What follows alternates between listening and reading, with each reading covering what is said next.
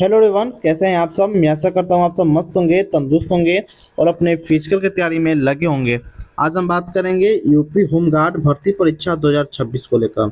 जब से आप लोगों ने यूपी होमगार्ड का आंसर की से अपना रो स्कोर मिलाया है, तब से आप लोग के मन में भी एक कहीं ना कहीं क्वेश्चन चल रही है रिजल्ट को लेकर, और साथ ही साथ कितना इस बार सेफ स्कोर होने वाला है।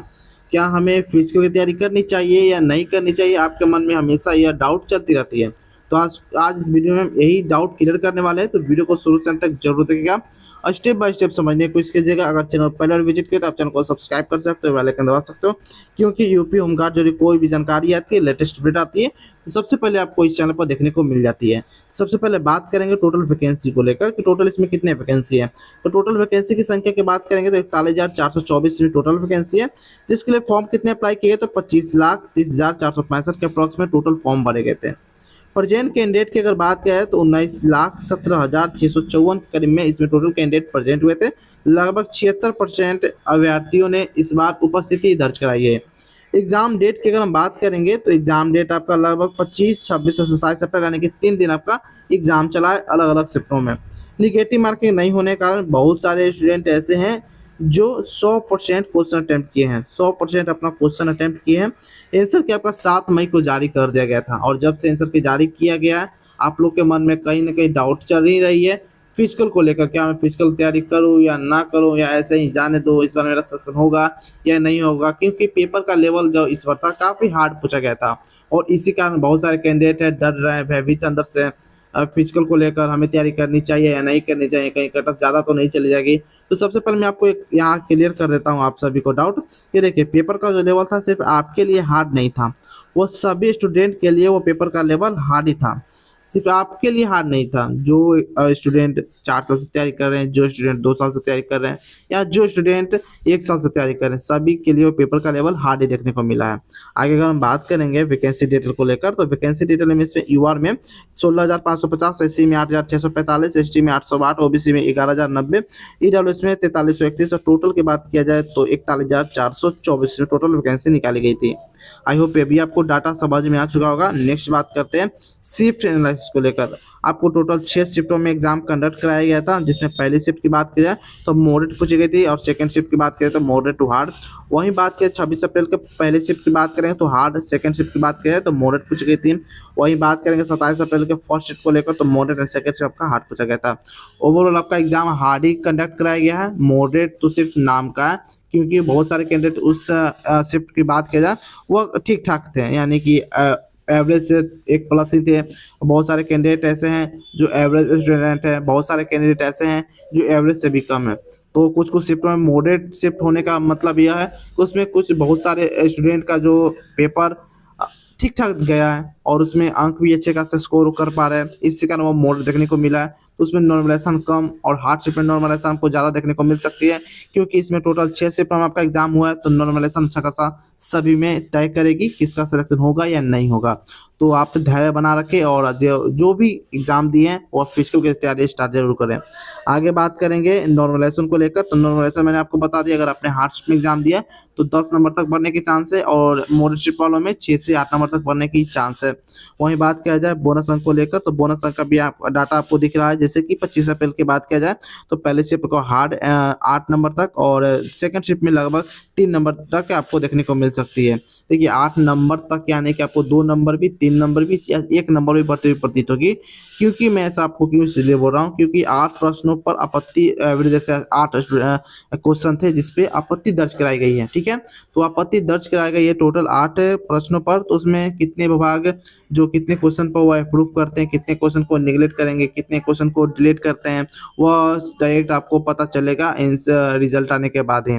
वही बात करेंगे हार्ड को लेकर, तो हार्ड शिफ्ट में लगभग 10 प्रश्न पर ऑब्जेक्शन लगाई गई है, और मॉडरेट में आपको 2 प्रश्न पर यहाँ ऑब्जेक्शन लगाई गई है।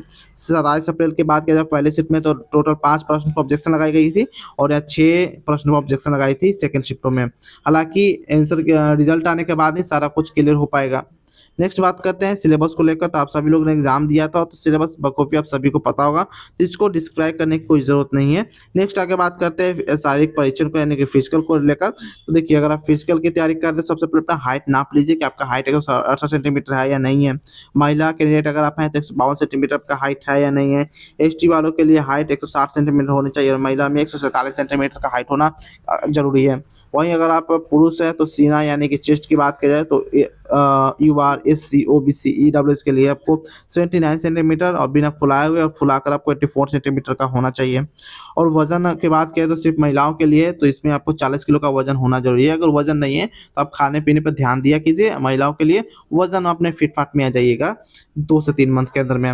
आगे बात करते हैं दौड़ को लेकर। दौड़ को लेकर जो बहुत सारे बच्चों का कंफ्यूजन है कि 5 किलोमीटर की दौड़ होती है या 4 किलोमीटर की दौड़ होती है, तो ना 5 की होती है ना 4 की होती है। 4.8 किलोमीटर की दौड़ होती है, वो भी आपको 28 मिनट देंगे, ना कि 30 मिनट दिए जाएंगे। अप्रॉक्स आप 30 मिनट लेकर चल सकते हैं। अभी ग्राउंड पर आप अगर दौड़ रहे हो तो आप 30 मिनट के एवरेज अभी लेकर चल सकते हैं, लेकिन आपको सुधार करके आपको 28 मिनट तक लाना पड़ेगा। वही बात की महिला कैंडिडेट को लेकर 2.4 किलोमीटर आपको दौड़ना पड़ेगा, वो भी आपको 16 मिनट में। अगर आप अभी दौड़ रहे हो ग्राउंड पर भी रनिंग कर रहे हो तो आप एवरेज 18-19 लेकर अगर चल रहे हैं तो ठीक ठाक है। आपको इसके साथ जैसे जैसे प्रैक्टिस करते रहोगे आपको 16 मिनट पर लाना पड़ेगा, ठीक है। आगे बात करते हैं कट ऑफ को लेकर कि कट ऑफ क्या रहेगी।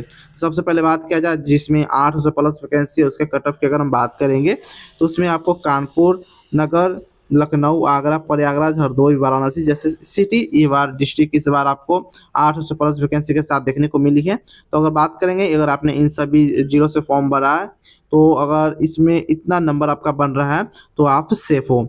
जैसे कि एक्सपेक्टेड कट ऑफ को लेकर बात किया जाए तो फीमेल कैंडिडेट के लिए 52, ओबीसी के लिए 49, ईडब्ल्यूएस के 46 और एससी के लिए 43 और एसटी के लिए 41 है। फीमेल कैंडिडेट की बात करें तो यूआर के लिए 55, ओबीसी के लिए 53, ईडब्ल्यूएस के 50, एससी के लिए 46 और एसटी के लिए 43 के अप्रॉक्स में आप सभी को देखने को मिल जाएगी। वहीं की बात करें एनसीसी सर्टिफिकेट को लेकर तो एनसीसी सर्टिफिकेट आपके पास या ए सर्टिफिकेट हो या बी हो या सी हो या किन्हीं के पास किन्हीं स्टूडेंट के पास दो सर्टिफिकेट होते हैं, बी सी भी होते हैं। तो जिसमें नंबर आपको ज़्यादा बोनस देखने को मिलेंगे वही वहाँ मान्यता प्राप्त होगी। यानी कि अगर आपके पास सी और बी दोनों है तो आपको सी वाला ही लेकर जाना होगा, या वह मानेंगे तो सिर्फ सी वाला ही मानेंगे। आगे बात करते हैं सेकेंड यानी कि जिसमें 400 से लेकर 800 के बीच में वैकेंसी है उसके रिगार्डिंग बात करेंगे। तो अगर इतना बन रहा है तो आप सेफ हो। तो इसमें कौन कौन से डिस्ट्रिक्ट आते हैं तो निम्नलिखित इस प्रकार से आपको डिस्ट्रिक्ट देखने को मिल जाएगा। कुशीनगर हो गया, बरेली, उन्नाव, प्रतापगढ़, शाहजपुर, बलिया, गाजीपुर जैसे डिस्ट्रिक्ट आपको 400 से लेकर 800 तक यहाँ वैकेंसी आपको देखने को मिल जाएगी। अगर आपने इन सभी जिलों में से किसी एक जिले से भी अगर आपने फॉर्म भरा है तो आपके लिए एक्सपेक्टेड कट ऑफ देखने को मिलेगी। जैसे कि अगर आप मेल कैंडिडेट हो तो यूआर से 54, ओबीसी 52, ईडब्ल्यूएस 50, एससी 47 और एसटी 45 के अप्रॉक्स में। फीमेल कैंडिडेट हो तो यूआर से 53, ओबीसी 50, ईडब्ल्यूएस 47, एससी 45 और एसटी 43 के अप्रॉक्स में आपको देखने को मिल जाएगी। वहीं बात करेंगे लो वैकेंसी वाले जिसमें 400 से कम यानी कि 0 से लेकर 400 के बीच में वैकेंसी है, उन सभी डिस्ट्रिक्ट के बारे में बात करेंगे। तो उन सभी डिस्ट्रिक्ट में आपको मुजफ्फरनगर, मणिपुर, रामपुर, कानपुर देहात, अमरोह, चंदौली और अररिया, इटाह, कन्नौज, हापुड़ और तमाम तरीके से बहुत सारे डिस्ट्रिक्ट इसमें भी आपको देखने को मिल जाएगा। बात पर ललितपुर, गाजियाबाद, चित्रकूट जैसे आपको देखने को मिल जाएगी। अगर आपने इन सभी जिलों में से किसी एक जिले से भी फॉर्म भरा है तो आपके लिए मेल कैंडिडेट के लिए कट ऑफ 56, ओबीसी के लिए 55, ईडब्ल्यूएस के 53, एससी के लिए 51 और एसटी के लिए 49 बन रहा है तो आप सेफ हो। फीमेल कैंडिडेट की बात करें तो यूआर के लिए 54, ओबीसी के लिए 52, ईडब्ल्यूएस के लिए 50, एससी के लिए 48 और एसटी के लिए 46 के अप्रॉक्स में आपका आंसर किसे रो स्कोर बन रहा है तो आप सेफ हो। देखिए इसमें अगर बात किया जाए तो नॉर्मलाइजेशन भी अभी ऐड होना बाकी है, प्लस बोनस भी ऐड होना बाकी है। तो चीज़ बाकी होगी और इससे कट ऑफ थोड़ी सी ज़्यादा जाने की उम्मीद जरूर है, लेकिन सभी की बढ़ेगी, सिर्फ आपकी नहीं बढ़ेगी या सिर्फ आपकी नहीं घटेगी। घटेगी तो सभी को, बढ़ेगी तो सभी को, तो आप मेंटेन हो जाओगे नॉर्मलाइजेशन के थ्रू। तो अगर आप इतना अगर आपका बन रहा है तो आप सेफ हो, आप फिजिकल की तैयारी स्टार्ट कर सकते हो, कोई दिक्कत नहीं है, ठीक है। बाकी कमेंट में आप लोग जरूर बताइएगा कि इस बार कितना आप लोग का स्कोर बन रहा है, आप किस कैटेगरी से हो, आपका डिस्ट्रिक्ट क्या, कमेंट में जरूर बताइएगा। कमेंट अगर डिसेबल दिख रहा है तो हाई बटन प्रेस करके आप कमेंट जरूर कीजिएगा। फिर मिलते हैं कोई और अदर फॉर्मेटिव वीडियो में। जैसे ही यूपी होमगार्ड के रिजल्ट के रिगार्डिंग कुछ इन्फॉर्मेशन आती है सबसे पहले आपको इस चैनल पर देखने को मिल जाएगी, तो आप चैनल को सब्सक्राइब कर सकते हो, बेल आइकन दबा सकते हो। तो फिर मिलते हैं कोई और अदर फॉर्मेटिव वीडियो में, तब तक के लिए जय हिंद, जय भारत दोस्तों।